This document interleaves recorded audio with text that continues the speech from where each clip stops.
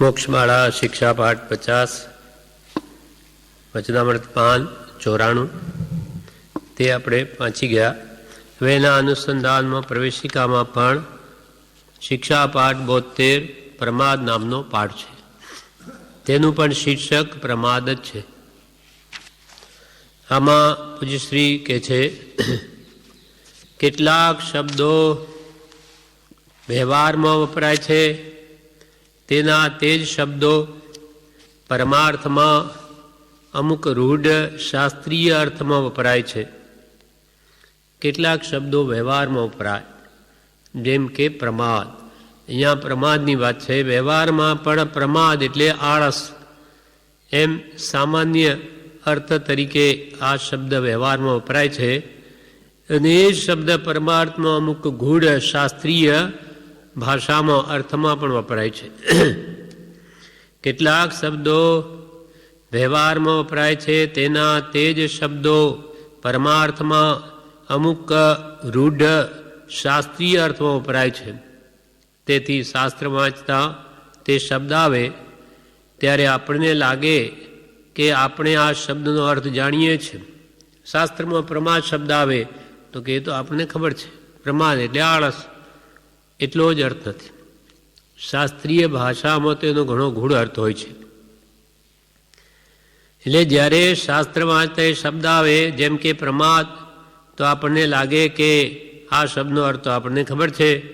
પરંતુ ગુરુ ગમે શાસ્ત્ર અભ્યાસ થાય કે વિશેષ શાસ્ત્રોનો અભ્યાસ થાય ત્યારે તેનો જે ખાસ અર્થ હોય છે તે યથાર્થ સમજાય છે. ગુરુ ગમે, ગુરુ ગમથી શાસ્ત્રનો વાસ્તવિક અર્થ શું છે તે સમજાય. શાસ્ત્ર અભ્યાસ થાય, શાસ્ત્રોનો પરમાર્થ ગુરુથી જ જાણવો જોઈએ, કુગુરુથી નહીં, તેમ સ્વચ્છંદે પણ નહીં. પણ ગુરુ એ શાસ્ત્રોના અર્થ જે પ્રમાણે સમજાવે તે પ્રમાણે જ તેનો ભાવ સમજવો જોઈએ. પરંતુ ગુરુ ગમે શાસ્ત્રાભ્યાસ થાય કે વિશેષ શાસ્ત્રોનો અભ્યાસ થાય ત્યારે તેનો જે ખાસ મૂળભૂત અર્થ, જેને પરમાર્થ કહીએ આપણે, એ હોય તે યથાર્થ સમજાય છે. પ્રમાદ શબ્દ એવા શબ્દોમાંનો એક છે. એવા બીજા અનેક શબ્દો છે, તેમાંનો આ પ્રમાદ પણ એક શબ્દ છે. કર્મગ્રંથ નામના શાસ્ત્રમાં પ્રમત્ત ગુણસ્થાને જે પ્રમાદ નામના કર્મનો ઉદય કહ્યો છે, તેને લઈને અપ્રમત્ત દશા ટકતી નથી. એટલે 7મે ગુણસ્થાનેથી મુનિ છઠ્ઠે પ્રમત્ત ગુણસ્થાને આવે છે. એટલે પ્રમત્ત ગુણસ્થાન, પ્રમત્ત એટલે પ્રમાદ. છઠ્ઠે ગુણસ્થાન કે રહેલા નાની મુનિઓ, તેમને પણ પ્રમાદી કહેવાય છે. પ્રમત્ત ગુણસ્થાન, પ્રમાદ છે તે ગુણસ્થાનમાં. હવે ક્યાં આપણો પ્રમાદ ને ક્યાં એ વિતરાગોનો?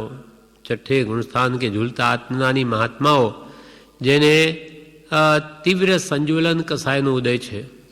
બાકી અનંતાનુબંધી કષાય, અપ્રત્યાખ્યાની, પ્રત્યાખ્યાની, એ 3 મહાભયંકર કષાયોનો તો જેને ઉપશમ ક્ષયપશમ કે ક્ષય થયો છે, માત્ર સંજ્વલન કષાય રહ્યા છતાં પણ એમને પ્રમાદી કહ્યા. એટલે એનો પરમાર સમજવો જોઈએ. એમ કે છે કે પ્રમાદી કેમ કહ્યા? તો કે આત્મજ્ઞાની મહાત્માઓ પણ છઠ્ઠા ગુણસ્થાન કે સંપૂર્ણપણે સ્વરૂપમાં સ્થિરતા કરી શકતા નથી. એમને પણ કર્મના ધક્કા આવીને પાડી નાખે, કેમ કે ત્યાં તીવ્ર સંજ્વલન કષાયનો ઉદય છે. એટલે અહીંયા કે છે કર્મગ્રંથ નામના શાસ્ત્રોમાં પ્રમત્ત ગુણસ્થાને જે પ્રમાદ નામના કર્મનો ઉદય છે, એ પ્રમાદ નામનું કર્મ સંજ્વલન કષાય, તેનો જ્યાં ઉદય છે છઠ્ઠે ગુણસ્થાન કે, તેને લઈને અપ્રમત્ત દશા ટકી શકતી નથી. અપ્રમત્ત થવું છે, એમને આત્મધ્યાનમાં જવું છે. કેમ કે આત્માનું સુખ એમને અનુભવમાં છે, પણ એ કર્મના ધક્કાને લઈને અથવા પ્રમાદ નામના કર્મને લઈને તે આત્મધ્યાનમાં રહી શકતા નથી, ટકી શકતા નથી. તે પ્રમાદ નામના કર્મના ઉદયને લઈને તે અપ્રમત્ત દશામાં ટકી શકતા નથી. એટલે 7મે ગુણસ્થાનેથી મુનિ છઠ્ઠે પ્રમત્ત ગુણસ્થાને આવે છે. છઠ્ઠેથી પડી જાય 7મે આવે, 7મેથી પડી જાય છઠ્ઠે આવે. વળી જ્ઞાની પુરુષના વચન અનુસાર પુરુષાર્થ કરી મુનિ 2 ઘડીમાં પાછા અપ્રમત્ત દશા પ્રાપ્ત કરે છે.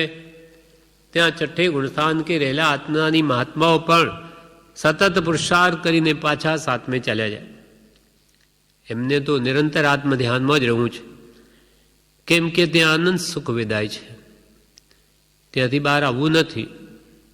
પણ કર્મ એમને ત્યાં રહેવા દેતું નથી. પ્રમાદ નામનો કર્મનો ઉદય એ ટકી શકવા દેતો નથી. એટલે પ્રભુશ્રીએ કહ્યું, પ્રભુ અમે ધ્યાનમાં બેઠા હોઈએ અને ધબ દઈને આવીને ગોળો પડે વિકલ્પનો, ધ્યાન તોડી નાખે. પણ પાછા પુરુષાર્થ કરીને 2 ઘડીમાં તો પાછો આત્માનુભવ કરી જ લે, નહીં તો નીચે આવી જાય. એટલે જ્ઞાની પુરુષના વચનના આધારે પુરુષાર્થ કરી મુનિ 2 ઘડીમાં 48 મિનિટની અંદર તો પાછા અપ્રમત્ત દશા પ્રાપ્ત કરે છે અને આત્મા આનંદમાં લીન થાય છે. આત્માનું જે આનંદ, જે આપણને ખબર જ નથી, એવો જે અનંત સુખ જ્યાં રહેલું છે, ત્યાં નિર્વિકલ્પ દશા છે, ત્યાં આત્માનુભવમાં. એટલે પ્રભુ કે અમે આત્મ ધ્યાનમાં હોઈએ ત્યારે બહાર ઢોલ વાગતા હોય અમારી બાજુમાં, તો અમને ખબર ન પડે. એટલે આત્માકાર વૃત્તિ, આત્માનંદમાં એવી લીનતા હોય છે. એટલે આત્માનંદમાં લીન થાય છે. અને વળી પ્રમાદનો ઉદય થતાં છઠ્ઠે પ્રમત્ત ગુણસ્થાને આવી જાય છે. ત્યાં ઘણું આત્મજ્ઞાનમાં લીન, વળી કર્મનો ધક્કો આવે, પાછા છઠ્ઠે. આમ હિંચકાની પેઠે છઠ્ઠેથી 7મે અને 7મેથી છઠ્ઠે અનેક વખત તે કર્મનો અભાવ ન થાય ત્યાં સુધી મુનિ પુરુષાર્થ કર્યા કરે છે. પુરુષાર્થ કરીને છઠ્ઠી મુનિ દશા છે, આત્મનાની મુનિ પુરુષાર્થ કરીને આત્મધ્યાનમાં લીન થાય. નિર્વિકલ્પ દશા ધ્યાન અવસ્થા છે. ત્યાંથી વળી કર્મના ઉદય પાછા પડી અને ઝૂલાની જેમ એકવાર આ બાજુ આવે, આમ આવે, ઉપર જાય, પાછા નીચે આવે, એમ જ્યાં સુધી કર્મનો અભાવ થઈ અને શ્રેણી ન માંડે ત્યાં સુધી આમ થયા જ કરે છે. અને એમાં કેટલો સમય જાય? તો કે સેંકડો વર્ષ પણ નીકળી જાય. જેમ ભગવાન ઋષભદેવને આજ અપ્રમત્ત દશામાં સ્થિર થવા માટે, એટલે કે શ્રેણી માંડવા 1000 વર્ષ લાગ્યા. 1000 વર્ષ સુધી દીક્ષા લઈને આ પુરુષાર્થ કર્યો છે ઋષભદેવ ભગવાને. ત્યારે 2 ઘડી આવી, ત્યારે આત્મામાં સ્થિરતા આવીને કેવળ જ્ઞાન પ્રગટ્યું. એટલે સહેલું નથી કહેવાય 2 ઘડી, પણ 2 ઘડી લાવવા માટે કેટલા કર્મનો ભાર છે તેના ઉપર આધાર છે. ભગવાન મહાવીરને પણ ઘણા કર્મો હતા, અત્યંત પુરુષાર્થ બળે એમને 12.5 વર્ષમાં બધું તોડી નાખ્યા. મલ્લીનાથ ભગવાનને બહુ જ ઓછા કર્મ, એટલે સવારમાં દીક્ષા, સાંજે કેવળ જ્ઞાન. વિશેષ જેટલા કર્મો તે પ્રમાણે તે કર્મોને તોડવા માટે સમય લાગે છે. જ્ઞાન ધ્યાનથી કર્મોને ખપાવી દે. બળવાન નિર્જરા હોય, નાની શ્વાસો શ્વાસ में કરે કઠિન કર્મ દૂર, ભવ કોડા કોડી લગે અજ્ઞાની ન કરે તે. અજ્ઞાની કરોડો ભવ સુધી જે કર્મોને ન ખપાવી શકે તે તો જ્ઞાનીઓ 2 ઘડીમાં તોડી નાખે. સમય સમય અનંત ગુણ વિશિષ્ટ દશા વધે, છતાં પણ આ કર્મો જે અનંતતા તોડવા એ ઘણો પુરુષાર્થ જોઈએ છે. એટલે અહીંયા આ પાઠમાં શું કહેવા માંગે કે જ્યારે આવા મહાપુરુષો એટલો પુરુષાર્થ કરે પ્રમાદને દૂર કરવા, તો આપણામાં તો કંઈ ગુંઠાણાની ઠેકાણા નથી. 4થા ગુણસ્થાન અહીં તો આપણે કેટલો બધો પુરુષાર્થ કરવો જોઈએ તો કંઈક ઠેકાણું પડશે. એમ આ મિચકાની પેટે છઠ્ઠેથી 7મે અને 7મેથી છઠ્ઠે અનેક વખત તે કર્મનો અભાવ ન થાય ત્યાં સુધી મુનિ પુરુષાર્થ કર્યા કરે છે. હવે જેને આત્મજ્ઞાન થયું છે નિરંતર આત્મધ્યાન ન રહેવા દે તેવા પ્રકારના સર્વસંગનો જેણે ત્યાગ કર્યો છે, એટલે બાહ્ય ઉપાધિના ત્યાગ ઉપરાંત અનંતાનુબંધી અપ્રત્યાખ્યાની અને પ્રત્યાખ્યાની નામના ક્રોધ, માન, માયા, લોભરૂપ શત્રુઓને જેણે જીત્યા છે અને બહુ નિર્બળ બનેલા એ 4 શત્રુઓ સંજ્વલન કષાય નામે ઓળખાય છે. તેમનો તીવ્ર ઉદય હોય ત્યારે પ્રમત્તવાળું અર્થાત પ્રમાદવાળું છઠ્ઠું ગુણસ્થાનક કહેવાય છે. હવે જેણે તો આત્મજ્ઞાન તો પ્રાપ્ત છે, આપણને તો એ નથી, તો કેટલો પુરુષાર્થ જોઈએ. જે આત્મજ્ઞાની મુનિઓ છે, નિરંતર આત્મધ્યાનમાં જેને રહેવું છે તેવાને પણ નથી રાખી શકાતા. સર્વસંગ નડે એટલે સર્વસંગનો જેને પરિત્યાગ કરી દીધો મુનિ બની ગયા. સવ્ય સંગા મહાસવા, સર્વસંગ મહાઆશ્રવ છે. આત્મજ્ઞાન થયું એટલે ચોથે ગુણસ્થાન કે આવ્યો પછી પણ એને ગ્રસ્ત અવસ્થામાં રહેવાની ઈચ્છા ન થાય, પણ એવા કર્મના ઉદય તો રહેવું પડે. એ તો મુનિ થઈને આત્મધ્યાનમાં જ નિરંતર રહેવાય છે, પણ કર્મના ઉદય છોડે નહીં. એટલે તીર્થંકરોને પણ ભોગાવલી કર્મ હોય તો ઘરમાં રહેવું પડે છે. એમ આત્મજ્ઞાન થયું પણ આત્મધ્યાનમાં ગ્રસ્તપણું વિક્ષેપ કરે એટલે સર્વસંગનો ત્યાગ કરે છે. એટલે બાહ્ય ઉપાધિના ત્યાગ સાથે બાહ્ય ઉપાધિને છોડી દીધી, એની સાથે અનંતાનુબંધી કશા અપ્રત્યાગ આંતરંગ શત્રુઓ, બહારના તો કુટુંબ, ધન, સગા સંબંધી આદિના સંગ આત્મધ્યાનમાં બાધક છે એ ઉપાધિ, એટલે એને છોડી પછી અંતરંગ સંગ નડે કશાય ભાવો, એને અનંતાનુબંધી અપ્રત્યાખ્યાની પ્રત્યાખ્યાની ક્રોધમાન માયાલોભ એ ત્રણેય 12 કષાયોને જેને હણી નાખ્યા, એટલે કે કષાયોને જેણે જીતીને બહુ નિર્બળ કરી દીધા છે, એ ભયંકર ક્રોધ, માન, માયાલોભ શત્રુઓને જેણે જીત્યા, અત્યંત પુરુષાર્થ મળે. અને એ બહુ નિર્બળ બનેલા 4 શત્રુઓ સંજ્વલન કસાય, બહુ જ આપણા હિસાબે તો કંઈ જ નથી. સંજ્વલન કસાય નામે ઓળખાય. તેમનો માત્ર ત્યાં તીવ્ર ઉદય હોય, છઠ્ઠા ગુણસ્થાન કે, પણ એટલો પ્રમાદ પણ એમને નડે છે. અને જ્યારે એ સંજ્વલન કસાય પણ મંદ પડે ત્યારે અપ્રમત્ત દશાનો આનંદ મુનિ ભોગવે છે. આટલા કસાયો પણ આત્મધ્યાનમાં બાધક થાય ત્યારે અપ્રમત્ત દશા, અપ્રમાદી દશા 7મે ગુણસ્થાન કે હોય ત્યાં મુનિ આત્માનંદને ભોગવી શકે છે, એનો અનુભવ કરી શકે છે. હવે આ અર્થમાં વપરાયેલા પ્રમાદના 15 ભેદ સામાન્ય પ્રકારે કર્મ ગ્રંથોમાં મળે છે. આપણે કે પ્રમાદ એટલે આળસ, એટલો જ અર્થ નથી. એનો પ્રમાદ તો એ કે એ પ્રમાદ તો એને આત્મધ્યાનમાં એટલું બધું બાધક થાય છે કે કેટલા બધા કષાયને નિર્મૂળ કરી દે, છતાં પણ સંજ્વલન કસાય પણ એને આત્મધ્યાનમાં રહેવા ન દે. તો આવા સૂક્ષ્મ અર્થમાં વપરાયેલ પ્રમાદ શબ્દ એના 15 ભેદ છે. તે કર્મ ગ્રંથોમાં મળે છે. 4 ચંદ સંજ્વલન કસાય મુનિને, એટલે ક્રોધ, માન, માયા, લોભ. 4 વિકથા, સ્ત્રી કથા, રાજકથા, દેશકથા, ભોજન કથા. 5 ઇન્દ્રિયોના વિષય, સ્પર્શ, રસ, ગંધ, રૂપ ને શબ્દ, સ્નેહ અને નિદ્રા. આ 5 કહો કે 15 પ્રકારના એના ભેદ થયા, પ્રભેદ. એ 15 પ્રકારના પ્રમાદમાંથી કોઈમાં વૃત્તિ જાય તો અપ્રમત્ત દશા ટકી શકતી નથી. 15માંથી એકમાં પણ વૃત્તિ ગઈ તો એ આત્મધ્યાનથી એને પાછો પાડે. કોઈ પણ અલ્પ માત્ર ઈચ્છા ઉત્પન્ન થઈ ગઈ તો ઈચ્છા માત્ર લોભ નીચે લાવી દે. અંશ માનની ઈચ્છા થઈ, કોઈ માયા બધો ભાવ જન્મ્યો કે ક્રોધ કષાયનો ઉદય થયો, નીચે આવી જાય. અથવા શબ્દ, રૂપ, રસગંધ, સ્પર્શ, કોઈ પણ 5 એના કોઈ પણ વિષયની અલ્પમાત્ર અંદરમાં ઈચ્છા ઉત્પન્ન થઈ નીચે લાવી દે. કોઈ પદાર્થ પ્રત્યે સ્નેહ થઈ ગયો, નિદ્રા આ બધા 15 ભેદ પ્રમાદમાંથી કોઈ પણ એક પણ હોય તો પણ એને આત્મધ્યાનમાં સ્થિરતા ન આવી શકે, એટલે કે એને અપ્રમદ દશામાં ટકી ન શકે.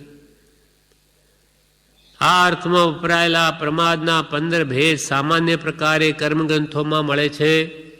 4 સંજ્વલન કસાય, ક્રોધમાન માયાલોભ, 4 વિકતા, સ્ત્રી કથા, રાજકથા, દેશ કથા, ભોજન કથા, 5 ઇન્દ્રિયના વિષય, સ્પર્શ, રસ, ગંધ, રૂપ, શબ્દ, સ્નેહ અને નિદ્રા. આ 5 કે 15 પ્રકારના પ્રમાદમાંથી કોઈમાં પણ વૃત્તિ જાય તો અપ્રમત્ત દશા ટકી શકતી નથી, તે પ્રમાદમાં આવી જાય.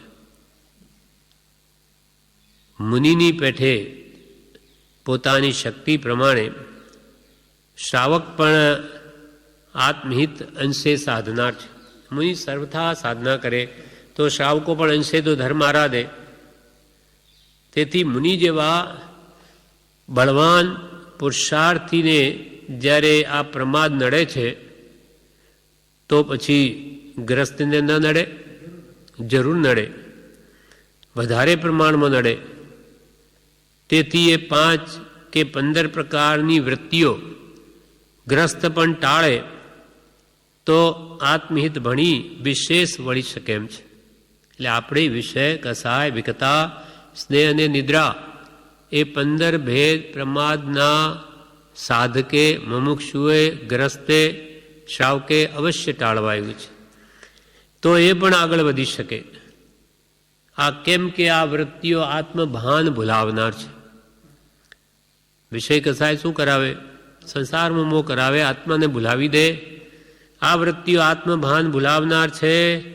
એવો લક્ષ્ય દરેક આત્માર્થીએ અવશ્ય રાખવાયું છે. પ્રમાદ એટલે માત્ર આળસ જ નહીં, આત્મા સિવાયની જે બીજી કોઈ પણ પ્રવૃત્તિ એના લક્ષ્ય વગરની એ બધો જ પ્રમાદ છે. એટલે જેને આત્મકલ્યાણ કરવું છે, આત્મહિત કરવું છે, તેને આ 15 ભેદ પ્રયત્ન કરીને દૂર કરવા. 4 વિકથા, સ્ત્રી કથા, દેશ કથા, રાજકથા, ભોજન કથા કરવીની, શબ્દરૂપ, રસગંધ, સ્પર્શ 5 વિષયોમાં આસક્તિ રાખવીની, જીતેન્દ્રિય થવાનો પ્રયત્ન કરવો. અને ક્રોધમાન માયાલોભ કશાય છે એને ઘટાડીને ઉપશમમાં આવવું. કશાયની ઉપશાંતતા, માત્ર મોક્ષ અભિલાષ, માત્ર મોક્ષની ઈચ્છા, કોઈ વિષયની ઈચ્છા નહીં. ભવે ખેદ આ વૈરાગ્ય. પ્રાણી દયા, ભય ખેદ અંતર દયા, તે કહીએ જિજ્ઞાસ. આટલી યોગ્યતા આવે જ એ શ્રાવક એ અથવા કોઈ પણ મુમુક્ષુ જ્ઞાનને પામી શકે. તે જિજ્ઞાસુ જીવને થાય સદગુરુ બોધ, તો પામે સમકીતને વર્તે અંતરશોધ. એટલે ગ્રસ્તે પણ એ ટાળવા જરૂરી છે, નહીં તો આ વૃત્તિઓ બધી આત્મભાનને ભૂલાવનાર છે.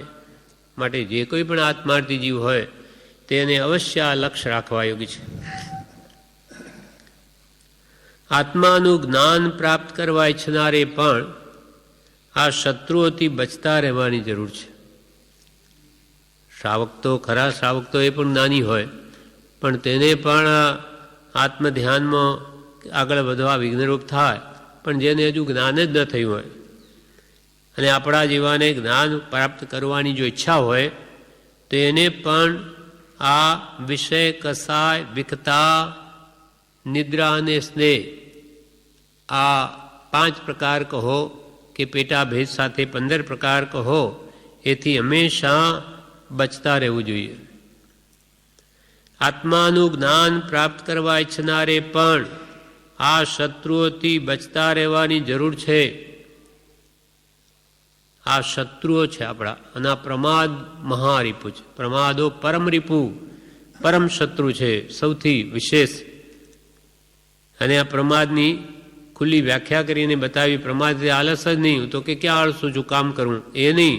તારી વૃત્તિ કશાય ભાવમાં છે, વિકતામાં છે, વિષયમાં છે, કે નિદ્રામાં છે, કે સ્નેહમાં છે, બધો જ પ્રમાદ છે.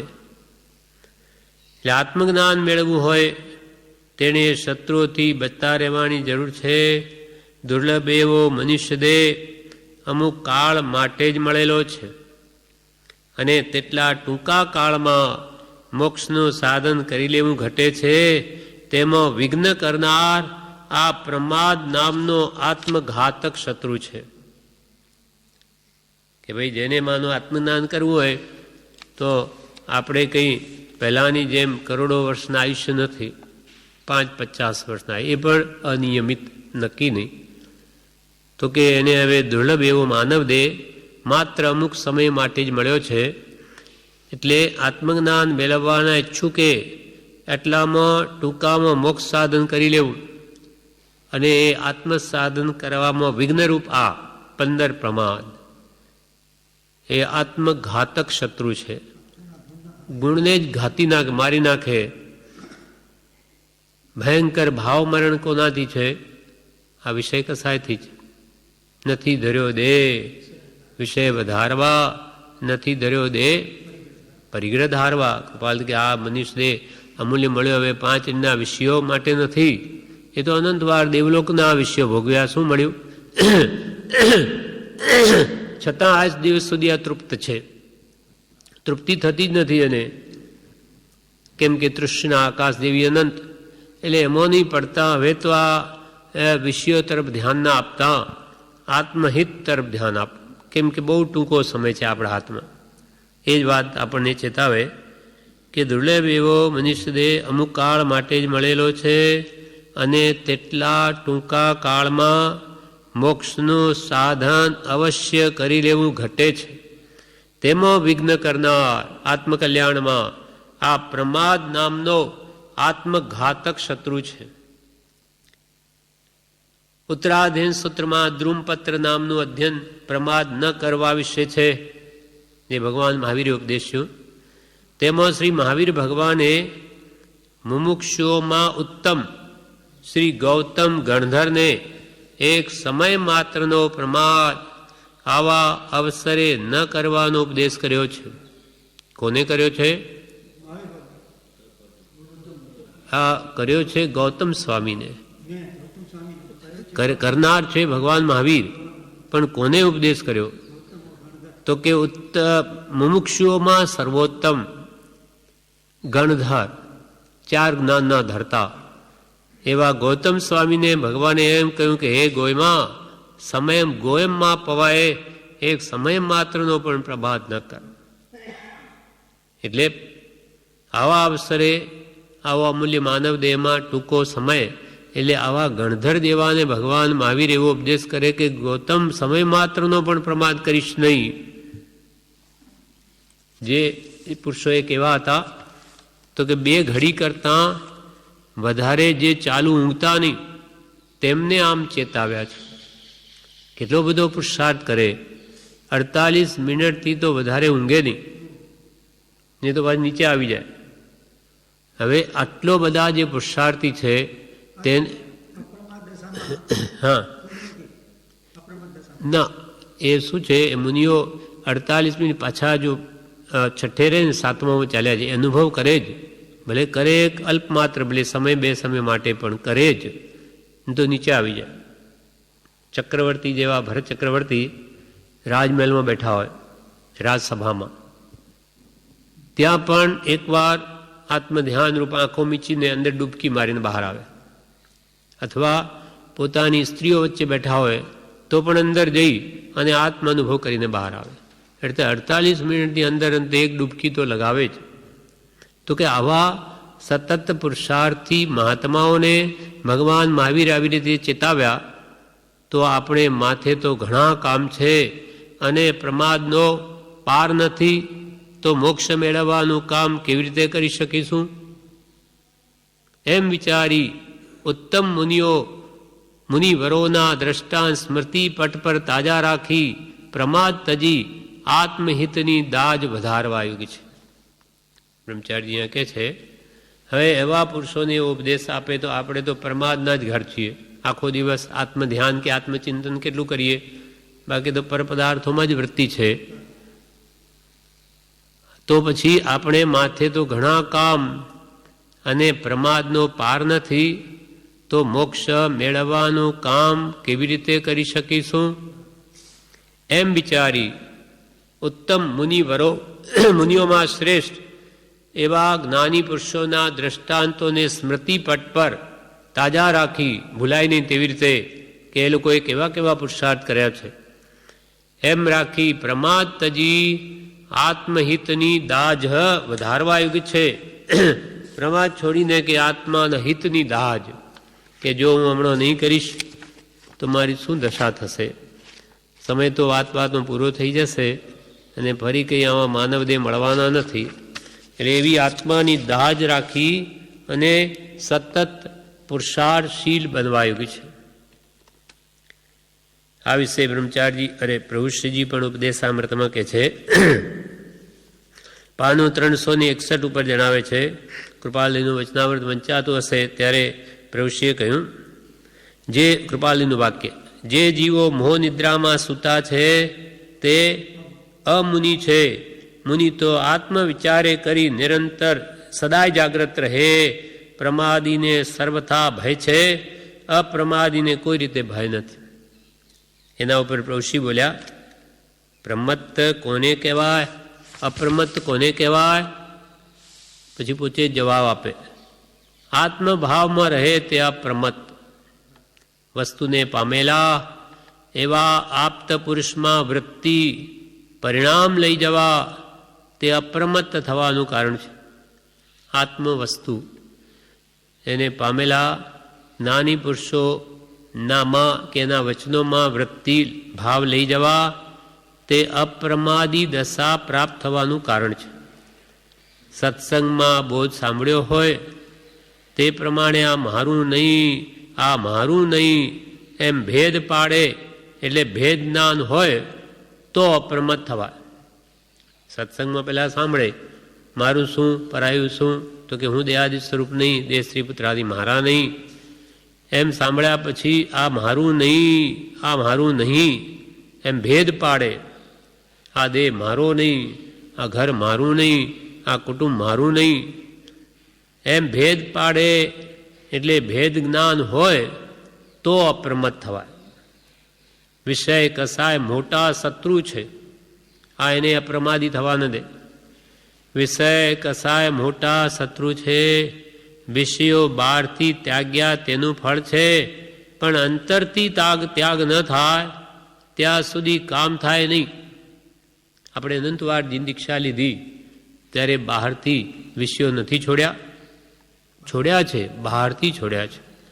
અંદરથી આસક્તિ ગઈ નથી, વિષયોનો રાગ ગયો નથી, એટલે કે જે કામ થતું નથી.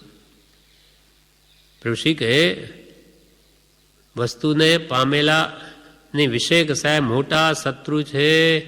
વિષયો શબ્દરૂપ રસગન સ્પર્શ, વિષયો બહારથી ત્યાગ્યા તેનું ફળ છે, એનું ફળ આવે, એકાદ ભર દેવલોકનું સુખ મળે, ઇન્દ્રિય સુખ, પણ અંતરથી ત્યાગ ન થાય ત્યાં સુધી કામ થાય નહીં. અંદરની જે આસક્તિ છે તે પદાર્થો પ્રત્યેનો લગાવ ભાવ કે વિષયો સુખરૂપ, સંસાર સુખરૂપ, એ ભાવ જ્યાં સુધી ન જાય ત્યાં સુધી એ જન્મ મરણથી છૂટે નહીં. પણ અંતરથી ત્યાગ ન થાય ત્યાં સુધી કામ થાય નહીં. હવે દ્રષ્ટાંતથી આ વાત સમજાવે. ઝાડ ઉપરથી કાપવામાં આવે તો મૂળ રહે, ત્યાં સુધી ફરી ઉગે, નાશ ન પામે, પણ મૂળમાંથી છેદ થાય તો જ ફરી ઉગે નહીં. ઝાડ ગમે એટલું મોટું હોય, કાપી દીધું હોય, ભલે જડમૂળથી મોટો વડ હોય, પણ મૂળિયા રહેવા દીધા હોય તે તો પાછું મોટું થાય. ઝાડ ઉપરથી કાપવામાં આવે તો મૂળ રહે ત્યાં સુધી ફરી ઉગે, નાશ ન પામે, પણ મૂળમાંથી છેદ થાય, એના મૂળિયા જ ખોદીને કાઢી નાખ્યા હોય તો જ ફરી ઉગે નહીં. તેમ વિષય કસાય અંતરના નિર્મૂળ કરવા, વૃત્તિનો ક્ષય કરવા પુરુષાર્થ કરવો. વિષયને કસાય અંદરમાં પડેલા છે એને શોધી એ ભાવોને નિર્મૂળ કરવા, વૃત્તિનો ક્ષય કરવા પુરુષાર્થ કરવો. મુનિઓને કૃપાલે કહેલું, મુનિ વૃત્તિઓનો ક્ષય કરજો. એ અંદરની વૃત્તિઓ વિચારીને કે એમાં શું સુખ છે, એને અંદરથી કાઢજો તો એ નિર્મૂળ થશે. એ જ ભાવ અહીંયા કહ્યો કે મોક્ષ મેળવવાનું આપણે માથે તો ઘણા કામ છે, પ્રમાદનો પાર નથી, તો મોક્ષ મેળવવાનું કામ કેવી રીતે કરી શકીશું? એમ વિચારી ઉત્તમ મુનિવરોના દ્રષ્ટાંત સ્મૃતિ પટ પર તાજા રાખી પ્રમાદ તજી આત્મહિતની દાજ વધારવા યુગ છે. આત્માનું કલ્યાણ થાય, અંતરંગ શત્રુઓને અંદરથી તોડી નાખવા દાજ રાખવી, એ જ કરવા યુગ છે. આળસુ માણસ જે હોય એ તો સામાન્ય વ્યવહારિક પ્રવૃત્તિ પણ તજી નિરુદ્યમી બને છે. આળસુ એ તો સામાન્ય વ્યવહારની પ્રવૃત્તિ પણ સારી રીતે નહીં કરી શકે, કેમ કે આળસુ છે. પણ આત્મહિતના કામ કરવા માટે જેણે શરૂઆત કરી છે તેને પ્રમાદ આત્મહિત ન થઈ શકે તેવી પ્રવૃત્તિમાં જોડે છે. આત્મકલ્યાણ કરવું છે એના માટે તૈયાર થયો, પણ આ પ્રમાદ એવો શત્રુ અંદર છે કે એને આત્મહિતના કામની પ્રવૃત્તિ માટે ભલે ઊભો થયો પણ એમાં નહીં જોડે ને બીજીમાં જ એને લઈ જાય, બીજા કામમાં જ ખૂંચી જઈ અને એવું મનાવી લે કે હું આત્મહિત જ કરું છું. એટલે પ્રભુશ્રી એકવાર કહેલું કે પ્રભુ આ વ્યવસ્થા અને તે વ્યવસ્થા એમાં પ્રભુ આત્માનું કંઈ કલ્યાણ છે? અહીંયા રહીને હું તો કે ભાઈ વ્યવસ્થા સંભાળું, પણ કોની? બહારની. એમાં આત્માનું કલ્યાણ કેવી રીતે થાય? એટલે પ્રભુશ્રી એકવાર બોલ્યા પ્રભુ આ વ્યવસ્થા તે વ્યવસ્થા પ્રભુ એમાં કંઈ આત્માનું કલ્યાણ છે? પણ આ જીવને માની લે કે હું તો સેવા કરું છું, એમાં મીઠાશ આવે, મન માની લે અને શું કરે? એટલે અહીંયા એ જ ભાવ કે છે કે આ પ્રમાદ કેવો? કે પ્રમાદ જીવને આત્મહિત ન થઈ શકે તેવી પ્રવૃત્તિમાં જોડી દે છે. સામાયિક કરવા ગયો હોય, અહીંયા દ્રષ્ટાંત આપે, સામાયિક કરવા ગયો હોય અને ત્યાં ગામની દેશની સ્ત્રીઓની કે જમણવારની વાતોમાં જીવ ચઢી જાય, તેનું કારણ આ પ્રમાદ છે. સામાયિક કરીને બેઠા, આપણે તો ભાઈ સામાયિક લઈને બેઠા, પછી આ ચારે વાત કરી, ચાર વિકતાની: દેશની કથા, દેશ કથા, સ્ત્રી કથા, સ્ત્રીઓની, કે ભોજન કથા, કે ગામની કે રાજકથા, દેશ કથા, સ્ત્રીઓની કે જમણવારની એટલે ભોજન કથા. એ ચાર વિકતાઓમાં ચડી જાય બેઠો બેઠો. એવું પણ જોવા મળે છે. બહાર જે લક્ષ નથી એ સામાયિક લઈને બેસે અને એવી વાતો કર્યા કરે. આપણે તો 48 મિનિટ જાણે બેસી રહેવું, પછી મન ગમે તે પ્રવૃત્તિ કરે એનો લક્ષ્ય જ નથી. તો આ પ્રમાદ એને ઊંધું સૂઝાવે છે. સામાયિક કરવા ગયો હોય અને ગામની દેશની સ્ત્રીઓની કે જમણવારની વાતોમાં જીવ ચડી જાય, તેનું કારણ આ પ્રમાદ છે. કસાય ઘટાડવા અર્થે પ્રતિક્રમણાદિ ક્રિયા કરવાની છે, તેમાં માન માયા કે ક્રોધાદિ દેખાવ દે તે પ્રમાદ છે. આ ક્રિયાઓ પ્રતિક્રમણ સામાયિક આદિ શા માટે? કે ભક્તિ કે સત્સંગ શા માટે? કશાય ઘટાડવા. અને આવા નિમિત્તો જ કશાય કરે.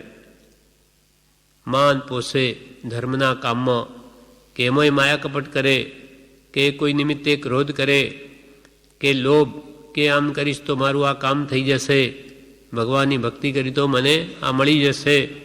એટલે એમાંય આ કશાય ભાવથી પ્રવર્તે તે બધો પ્રમાદ છે.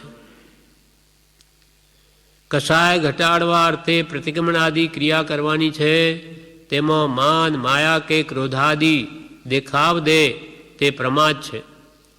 ત્યાં ઊંઘ આવે, ભક્તિ સત્સંગ સામાયિક પ્રતિક્રમણ આદિમાં ઊંઘ આવે, કે સ્નેહ સાંભળી આવે, કોઈનો પ્રેમ મોહ સાંભળી આવે, કે રાગ વૃદ્ધિના કારણો બને, ધર્મના કામો પણ મોહ પોષે, તે પણ પ્રમાદનું જ કામ છે.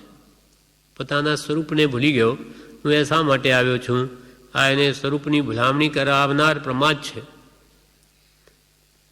પ્રમાદ લે વિષય કસાની વૃત્તિઓ, એ એને ભૂલવી દે છે. ત્યાં ઊંઘ આવે, સ્નેહ સાંભળી આવે, કે રાગ વૃદ્ધિના કારણો બને, તે પણ પ્રમાદનું કામ છે. એ પ્રમાદ ધર્મ ક્રિયાને પલટાવી કર્મ બંધમાં જીવને દોરે છે. ઉઠ્યો થો જીન ભજન કોને બીચ મેં લિયો માર, એક કનકરું કામીની દો મોટી તરવાર. એમ ગયો તો ધર્મ કરવાને ત્યાં ધાડ પડી ગઈ. એટલે ધર્મ ક્રિયાને પલટાવી ઉડતા કર્મબંધના કારણ થઈ પડે. એ પ્રમાદ ધર્મ ક્રિયાને પલટાવી કર્મબંધમાં જીવને દોરે છે. માટે સાવધાન ન રહે તો જીવ લૂંટાઈ જાય. એમ છે ધર્મના કામમાં પણ મન ક્યાં ફરે છે?